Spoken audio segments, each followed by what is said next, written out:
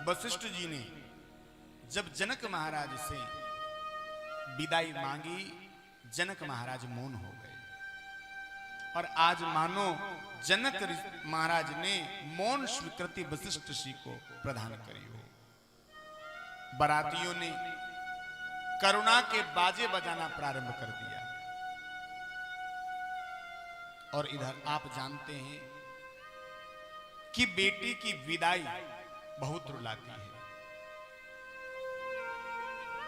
जनकपुर में शोर मच गया कि महाराज जनक ने निर्णय ले लिया है कि वो सीता की विदाई करने जा रहे हैं। पूरे के पूरे जनकवासी रो रो करके दौड़ पड़े हैं।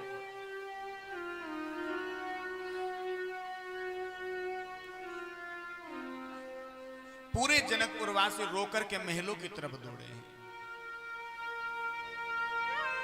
जनकपुर के लोग कह रहे हैं क्या वाकई में जनक महाराज ने निर्णय ले लिया कि वो बेटी सीता को विदा करने जा रहे हैं। देखो भाई, जब बारात आती है ना, कितनी खुशियां आती है महाराज। जब बारात आती है महीनों पहले से खुशी लुटने लग जाती है। बारात जब आती है महीनों पहले आनंद लुटने लग जाता है। लेकिन जब बेटी जाती है तो सारे गांव को रुला करके जाती है, क्योंकि बेटी किसी एक बाप की नहीं होती। बेटी किसी एक परिवार की नहीं होती महाराज। बेटी पूरे गांव की होती है, बेटी पूरे समाज की होती है। और हमारे भारत में तो बेटी का दर्जा इतना ऊंचा दिया गया है कि हमारे गांव की बेटी यदि किसी गांव में ब्याही गई हो और हमारे गांव का कोई गया हो ना, तो अपने गांव की बेटी से मिले बगैर आता नहीं है। उससे मिलकर के जरूर आएगा। और जो पास में कुछ उसके दक्षिणा होगी ना, उसे देकर के अवश्य आएगा महाराज।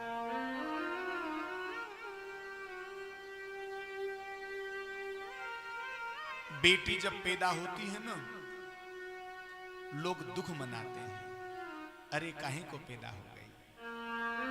अपने भाग्य को कोसते हैं। लेकिन एक बात ध्यान रखना, बेटा भाग्य से पैदा होता है और बेटियां सौभाग्य से पैदा होती है महाराज। बेटी हर किसी के घर में नहीं पैदा होती। जो भाग्यशाली नहीं सौभाग्यशाली होते हैं, उनके घर में बेटियां जन्म लेकर के आती हैं। बेटी तो महाराज एक अगरबत्ती की तरह होती है। जैसे एक अगरबत्ती को आप एक कमरे में लगा दो ना, किस प्रकार से वो पूरे के पूरे कमरे को सुगंधित कर देती है, उसी प्रकार से बेटी पूरे कुल को, पूरे खानदान को रोशन कर देती है, पूरे खानदान को सुगंधित कर देती है। बेटी का जब जन्म होता है ना, बेटी 3 चीज अपने संग में लेकर के आती है भाई। पहली खुशी, दूसरा शक्ति, तीसरा लक्ष्मी। आपने देखा होगा जब बेटी का ब्याह होता है कितनी खुशियां होती हैं। महीनों पहले से महाराज उत्सव मनने लगते हैं। महीनों पहले से गाजे बाजे बजने लगते हैं। खूब मेहमान आ जाते हैं। हर प्रकार का आनंद होने लगता है। लेकिन जब बेटी की विदाई हो जाती है, जो महीने से मेहमान उत्सव मना रहे थे, मेहमान जो महीने से नाच रहे थे ना, वो क्या कहते हैं, भाई अब मन नहीं लगता, अब जाना चाहते हैं। क्यों? अब मन क्यों नहीं लग रहा? महीनों से तुम नाच रहे थे, महीनों से तुम उत्सव मना रहे थे, महीनों से तुम आनंद मना रहे थे, अब क्या हो गया? अरे भाई, जो घर में खुशी बैठी थी ना, वो खुशी चली गई। दूसरा शक्ति, जब किसी बेटी का विवाह होता है, उस बेटी का गरीब बाप महीनों पहले से तैयारी में लग जाता है, थकता ही नहीं। अरे नहाता भी नहीं है, कुछ खाता भी नहीं है, आराम नहीं करता, कोई काम नहीं करता, लगा रहता है, दिनों रात लगा रहता है। लेकिन जब उसकी बेटी की शादी हो जाती है ना, और बेटी को जब वो डोली में बिठा करके विदा कर देता है, एक तरफ कोने में टूट करके पड़ जाता है, बस एक ही बात कहता है, भाई अब मुझसे कोई बात मत करना। टेंट वाले भी आते हैं ना, वो कहते हैं भाई ये मंडप खोल लें। बेटी का बाप बस एक ही बात कहता है, भाई अब तुम्हें जो अच्छा लगे वो कर लो, अब मुझ में कुछ शक्ति नहीं बची। कहां गई शक्ति? अरे घर में जो तुम्हारे शक्ति बैठी थी ना, वो चली गई। तीसरा, लक्ष्मी। आपने देखा होगा जब बेटी का ब्याह होता है ना, बाप के पास भले 1 रुपया न रहे, बड़ा गरीब बाप हो, लेकिन बेटी की जब शादी होती है ना भाई, पता नहीं कहां से पैसा आ जाता है। उस बेटी के बाप को पता ही नहीं चलता कितना धन कहां से आ गया, कैसे मेरी बेटी का ब्याह हो गया, कैसे मेरी बेटी विदा हो गई। 3 चीज बेटी अपने संग लेकर के आती है, और जब बेटी विदा होती है ना, इन तीनों चीजों को लेकर के चली जाती है।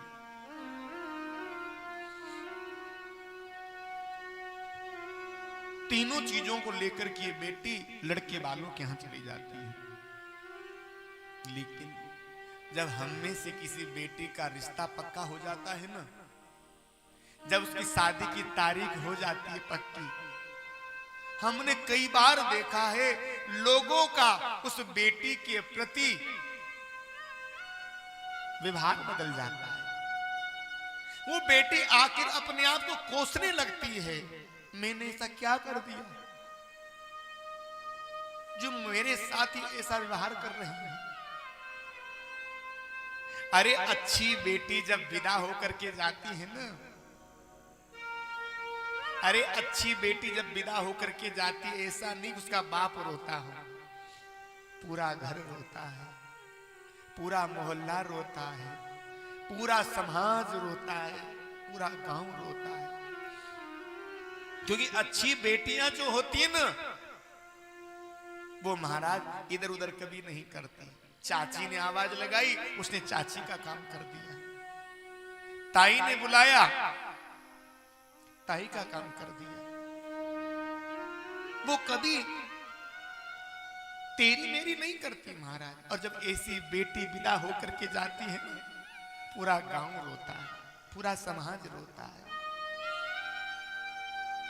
अरे बेटी तो महाराज जब से बेटी जन्म लेकर के आती है ना, उसे एक ही बात कही जाती है, क्या?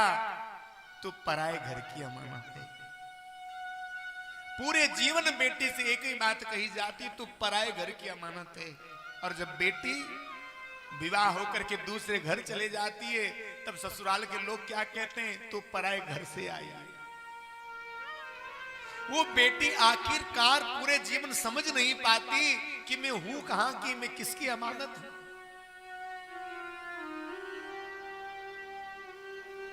वो बेटी ब्याह के बाद अपने पिता को पूछती, बाबू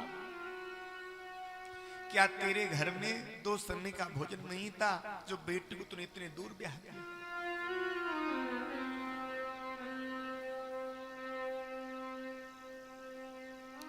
आज जब सीता जी के विदाई का समय आया ना, पूरा जनकपुर रो पड़ा है। मैया सुनैना रो रही है। जनक जी को तो कोई सुध नहीं है। दास रो रहे हैं, दासियां रो रही हैं, पूरा जनकपुर रो रहा है। अरे इंसानों की क्या कहें, पक्षी भी रो रहे हैं। अब आप विचार करो, जिस बेटी के विदाई में पक्षी रोए हों, उस बेटी की दशा क्या हो, कैसा कारुणिक वह दृश्य रहा होगा भाई। आज सुनैना रो पड़ी है, बार बार पृथ्वी पर प्रछाड़ खाकर गिर जाती है। बेटी जानकी, तू हमें छोड़ करके चली जाएगी, हम तेरे बगैर रह कैसे पाएंगे बेटा। रानियां आई हैं, रानियों ने सुनैना को संभाला। महारानी, आप ऐसे मत रोई है, आप भी तो पराए घर से आई है ना। अरे क्या आपके माता पिता ने आपको विदा नहीं किया? आप ऐसे मत रोइए।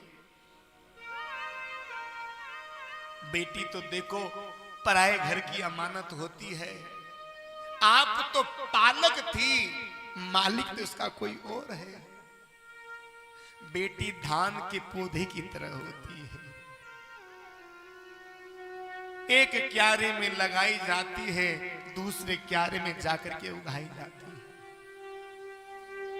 बेटी तो इस धान के पौधे की तरह होती है। रानियां सुनैना से कह रही है, सुनैना आप रोइए मत, अपने आप को संभालिए। सुनैना चल करके आई, अपनी बेटी जानकी को अपने कंठ से भर लिया, रोने लगी है सुनैना। बेटा, हमने सोचा भी नहीं था कि ये समय आ जाएगा। अरे हम तो बिल्कुल भूल गए थे कि आखिर हमें बेटी जानकी की विदाई भी एक दिन करनी पड़ेगी। जानकी, इतना आनंद आ रहा था, पता ही नहीं चल रहा था कब तेरा विवाह हो गया, कब सारी हमने रस्में पूरी कर दी, और जिस समय का हमने विचार नहीं किया था, आज वो समय आ गया। बेटी, मेरे पास तो तुझे देने के लिए कुछ है भी नहीं लाली, क्या दूं तुझे। मां रोती हुई आशीर्वाद देती है, बेटा ज्यादा कुछ दे नहीं सकती, बस इतना आशीर्वाद दूंगी लाली, जब तक गंगा और यमुना की धारा बहती रहे मेरी बेटी, तब तक तेरा सुहाग अमर रहे। कोई भी मां नहीं चाहती कि मेरी बेटी का सुहाग मेरी आंखों के सामने उजड़ जाए। कोई मां ये नहीं चाहती कि मेरी बेटी मेरे सामने बेधव्य रूप में चल करके आए। कभी कभी महाराज ऐसी घटना घटित हो जाती है ना, तो ससुराल वाले उस बहू को अपने पीहर भेज देते हैं। महाराज, उस मां की आप दशा का दर्शन कीजिए, उस मां की छाती पर क्या बीतती होगी। जो मां अपनी बेटी को खूब लाड से प्यार से पालती है, पोसती है, खूब बड़ा करती है, ससुराल वाले कभी कभी मार दिया करते हैं। लेकिन बेटी पिता की परी होती है। बेटी बड़ी से बड़ी गलती भी यदि कर दे ना, बाप कुछ कहता नहीं है, वो जानता है कितने दिनों की मेहमान है,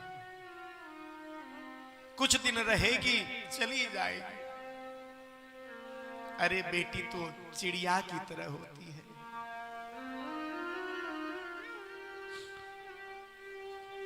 सुनैना कहती, बेटा तू छोड़ करके चली जाएगी, हम किसे पुकारेंगे, किसे आवाज देंगे। अब कौन हमारे महलों में दौड़ना वाला होगा, किसकी पायल की सुर हम सुना करेंगे, किसके साथ बैठ करके हम अपने मन की व्यथा कहा करेंगे। लाली,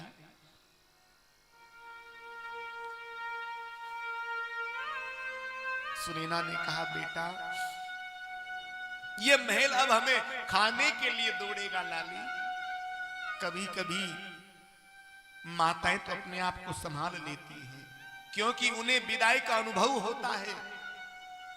माताएं तो अपने आप को संभाल लेती हैं, लेकिन आप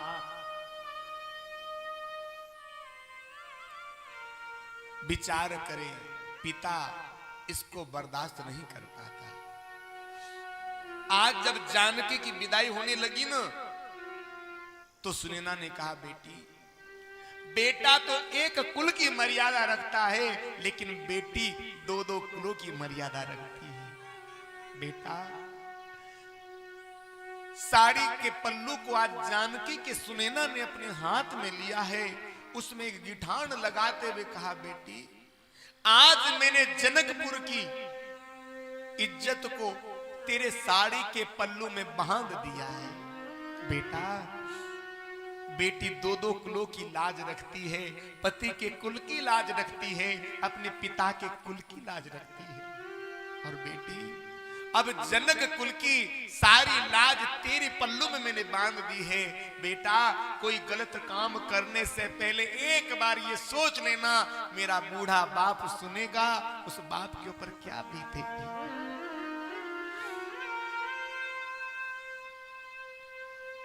बहुत आशीर्वाद सुनैना ने दिया है। और देखिए महाराज, सीता जी ने मां की शिक्षा को पूरे जीवन निभाया। जब राम जी को वनवास हुआ ना, सीता जी भी संग में गई थी। और जब जनक महाराज चित्रकूट मिलने के लिए पहुंचे, अपनी बेटी को जब इस भेष में देखा ना, जनक महाराज चीख पड़े, दौड़ करके गए और जाकर के अपनी बेटी जानकी को अपने गले से लगा लिया। बेटी, पुत्री पवित्र किए कुल दो, मेरी लाली, आज तूने तेरे बाप का नाम बहुत ऊपर कर दिया, तूने आज तेरे बाप की इज्जत को संभाल लिया। मां तो कभी कभी महाराज इस दृश्य को बर्दाश्त कर जाती है, लेकिन पिता इस घटना को बर्दाश्त नहीं कर पाता। यदि दुर्भाग्य से किसी पिता का जवान बेटा मर गया हो ना, बाप के आंखों से एक आंसू नहीं गिरता, वो आंसुओं को पी जाता है। लेकिन जिसका जवान बेटा जब मर जाता है, उस समय भी जब वो बाप नहीं रोता, लेकिन वही बाप अपनी जवान बेटी का हाथ पकड़कर जब डोली में डालता है ना, उस दृश्य को देख करके महाराज पूरा गांव रोने लगता है। जब एक बेटी अपने बाप की छाती से लग करके रोती है, पूरा गांव रोता है, पूरे रिश्तेदार रोते हैं, पूरे समाज के लोग रोते हैं। लोग विचार करते हैं, आज ये बेटी इसके बाप को रुला करके जा रही है, कल हमारी बेटी भी इसी प्रकार से हमें रुला करके जाएगी। आज जनक इस प्रकार से रोए हैं, इस प्रकार से रोए हैं बालकों की तरह।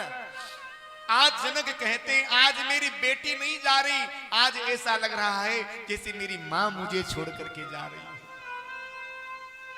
बड़ा पवित्र संबंध है महाराज पिता और पुत्री का। मां भले सो जाए, मां को भले नींद आ जाए, बेटे को भले नींद आ जाएगी, लेकिन उस बेटी को कभी नींद नहीं आएगी जिस बेटी का पिता कहीं बाजार गया हो, कहीं परदेश गया हो। बेटी यदि ससुराल में भी रहती है ना, जब सबसे पहला फोन अपने पिहर करेगी ना, भाई से सबसे पहली बात यही कहेगी, भैया माता पिता ठीक है ना, उनका ध्यान रखना, उनसे कुछ कहना मत, वृद्ध हैं, कितने से दिन के हैं। ससुराल में रहने पर भी बेटी अपने माता पिता की चिंता करती है। ससुराल के लोग जब उस बेटी के माँ बाप को भला बुरा कहते हैं ना, बेटी रोने लगती है। एक ही बात कहती, भाई जो तुम्हें कहना हो तुम मुझसे कह लो, लेकिन मेरे माँ बाप को गाली मत दो।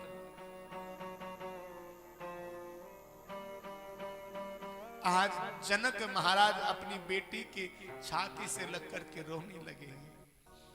जानकी तू चली जाएगी, मैं किससे अपने दिल की बात कहूंगा। अरे कौन मुझे दुख सुख की जानने वाला होगा। कौन मुझे रात में पानी के लिए पूछेगा, कौन मुझसे पूछेगा पिताजी आपने भोजन किया कि नहीं किया, कौन मेरी दवाई गोली की पूछने वाला होगा।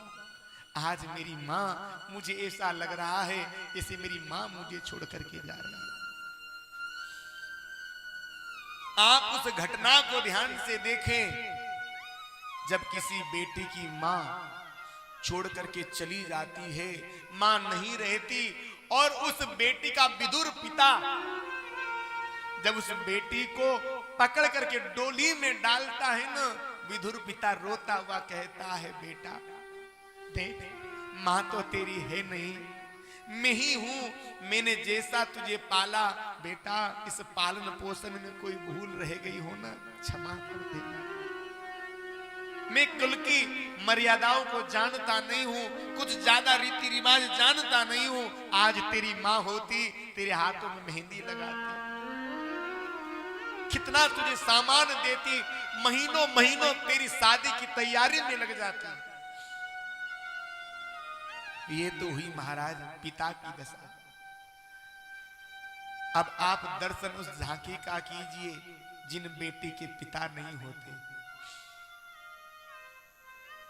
जिस बेटी के बाप नहीं होता, और मां अकेली अपनी बेटी के ब्याह की तैयारी में लग जाती है।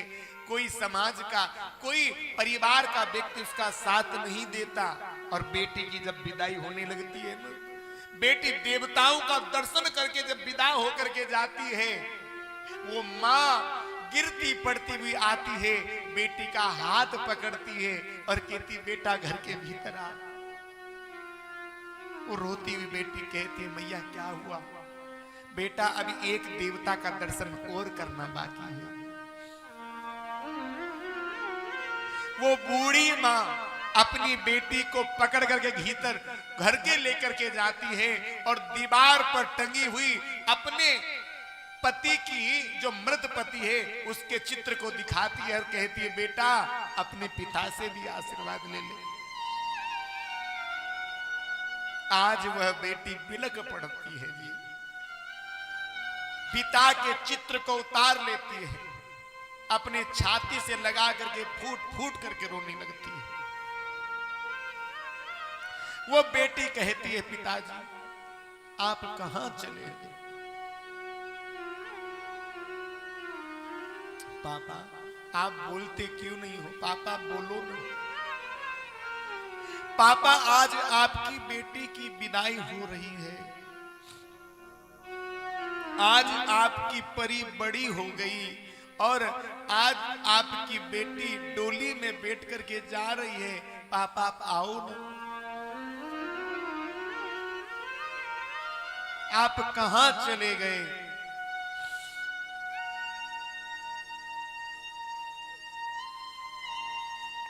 आज बेटी बिलक पड़ती है। जब बेटी की विदाई होती है ना, पूरा गांव रोता है, पूरा समाज रोता है, लेकिन इनमें एक ऐसा भी होता है जो इसको फूटी हाथ नहीं सुहाता था महाराज। दोनों में बिल्कुल बनती नहीं थी, बिल्कुल कुत्ता बिल्ली की तरह लड़ते रहते थे। कौन? इस लड़की का खास सगा भाई। दोनों में एक पल नहीं बनती महाराज, जो बिल्कुल उसे नहीं देखना चाहता था। लेकिन आज जब ये बेटी अपने भाई की कमीज को पकड़ करके जब रोती है ना, आज वो भाई भी रोने लगता है। वो भाई यही कहता है अरे आज मेरी बहन नहीं जा रही, आज मेरी सुख दुख की साथी मुझे छोड़ करके जा रही है। अरे गलती कभी कभी हमेशा मेरी हुआ करती थी, पर मेरी गलती पर भी डांट ये सुना करती थी। पापा कभी मुझे डांट दिया करते थे ना, मैं इससे हमेशा लड़ा करता था, फिर भी मेरी कमीज को धोती, मेरी गालियां सुनती, मेरी मार भी खाती थी। और पिताजी जब मुझे डांट देते थे ना, तो वही भोजन की थाल लेकर के पहुंच जाती थी मेरे पास में। एक ही बात कहती, भैया पापा है, बुरा मत मानना, लो तुम भोजन करो। आज महाराज इस बहन का खास भाई भी रोने लगता है। शकुंतला की जब विदाई हुई महाराज, शकुंतला जी को एक ऋषि ने पाला था, और जब शकुंतला को, ये तो असली बाप की कथा है, नकली बाप ने जब विदा किया ना महाराज, गैया रोने लगी, बछड़े रोने लगे, पेड़ पौधे तक रोने लगे हैं। आज लोगों ने कहा, जनक अपने आप को संभालिए, आप यदि ऐसे करेंगे तो कैसे बेटी जानकी की विदाई होगी। आप अपने आप को संभालिए, धैर्य रखिए, इन्हें विदा कीजिए, कब से लोग बाहर खड़े हैं, कब से लोग इंतजार कर रहे हैं। जनक महाराज ने अपने आप को संभाला है,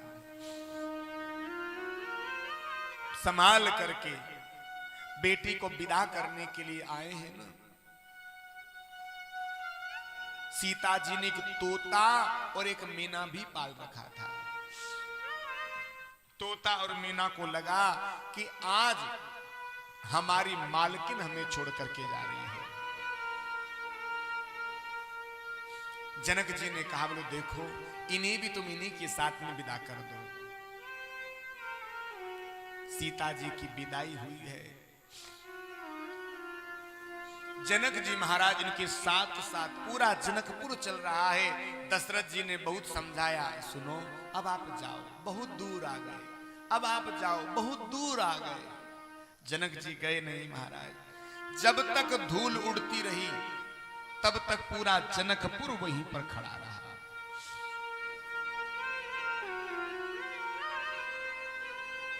और आज जब धूल उड़ना बंद हो गई, सारे जनकपुर के लोग चल करके जनकपुर में लौट करके आए हैं।